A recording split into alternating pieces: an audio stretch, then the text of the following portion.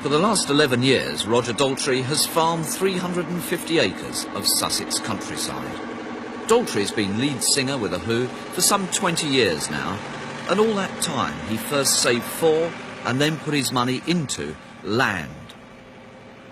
These days he must be one of the highest paid farmhands in Britain. But his latest venture in the countryside is not on the land, but under the water. Roger Daltrey has gone into the fishing business.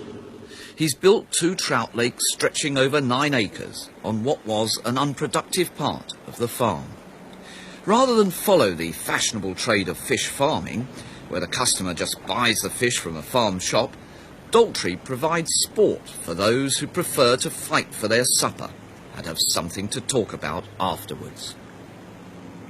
This year the lakes were open to the public for the first time, and now for just £10 a day you too can share Roger Daltrey's piece of rural tranquility.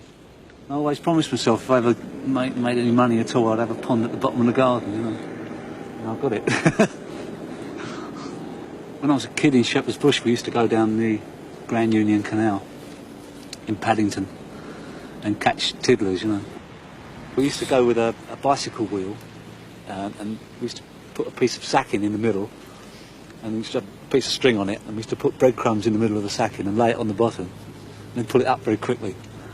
And we caught quite a few fish like that actually. Only small gudgeon, you know, but it was all right. And now you have a very different rod. Yeah. Now I can afford it. On stage, I mean, you give this terrific energetic performance. Well, this is where you charge the batteries. I mean, I've always been kind of two people, if you like. I mean, when I get on stage, it is someone else, you know. And this part of my life is very quiet. I like it very quiet. But would you take your rods on tour with you, or you wouldn't risk that? No, I wouldn't like to mix the two. I mean, it has to all be all one thing or all the other. I can't mix them. I mean, I couldn't sit down here all day then go out and do a show. I'd have to be up in the house locking myself away, winding myself up for it, you know. So I'll bring out the other Roger Daltrey. Meanwhile, the other Roger Daltrey puts a newly delivered load of young trout into the stock pool, where they're fattened. This is the expensive side of the business. He reckons to stock his lakes with bigger fish than anyone else. So when anglers return home with those traditional fairy tales of their sport, the big one that got away, for once they could be speaking the truth. This is one of our bigger fish. Here she is. Well, a gill. A bit of luck. She about 12, 13 pound, I suppose. Yeah. Maybe a bit more. And most people don't realise that trout actually do get that big, you know. Yeah, they never look like that on the plate in the West End. No, you don't really want. They're really not good for eating. They're good for smoking. Yeah. And they come out like smoked salmon, but that's about all really. But they're good fun to catch. Now you seem rather fond of her. Her, yes. Well, she nearly died on me yesterday, and I nursed her back to life, and she's all right today. Did you get a twinge when she's caught? No. I mean, that's what they're there for. I mean, I've been through that in my mind, and I think this anti-fishing brigade is all right, but most of these trout wouldn't even be here if it wasn't for fishermen, you know. They would be eggs on a rubbish dump somewhere.